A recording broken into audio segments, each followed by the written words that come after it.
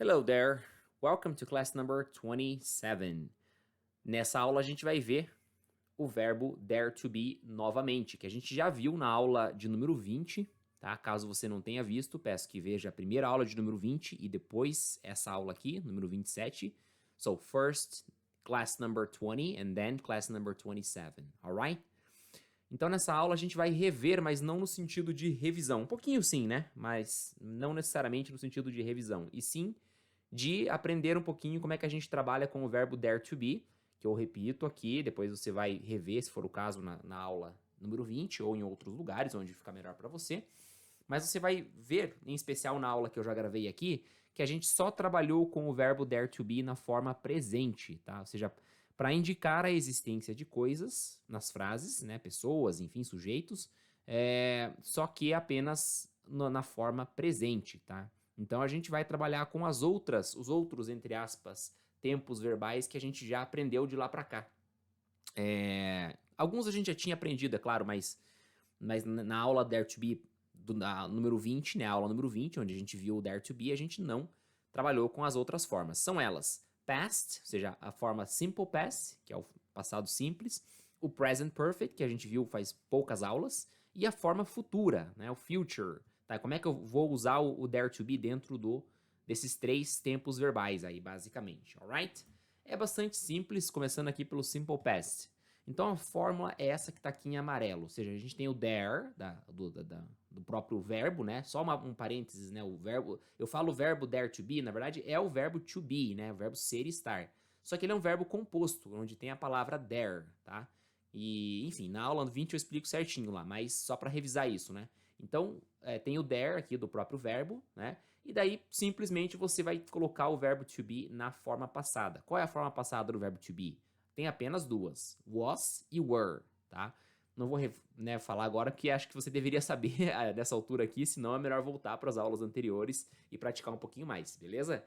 Então, são as duas formas aí passadas do verbo to be, tá? Então, there was ou there were, né, dependendo do sujeito da frase, e mais o complemento da frase. Let's check the examples. There was a man in the street. Havia um homem na rua. There were many cars. Havia muitos carros. Beleza?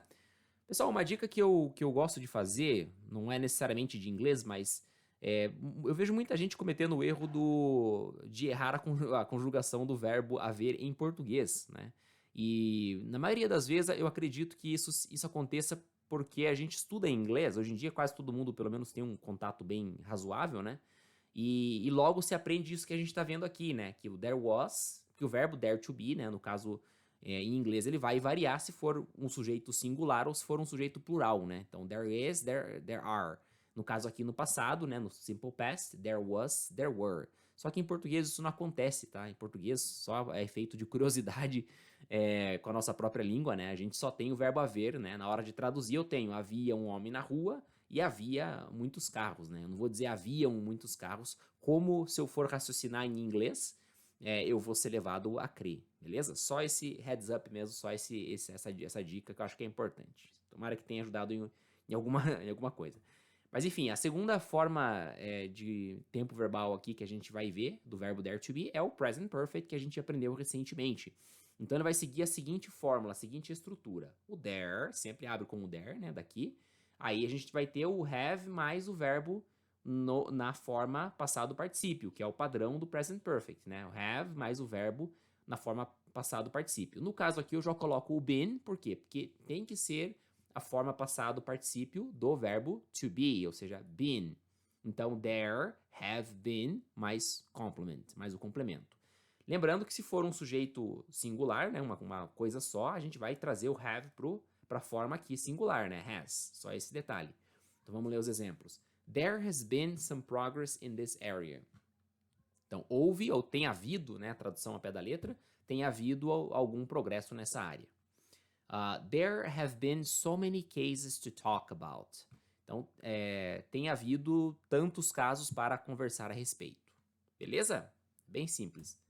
E o futuro, que eu acho que é o mais simples de todos, né? A fórmula é literalmente essa aqui, né? O there mais o will, né?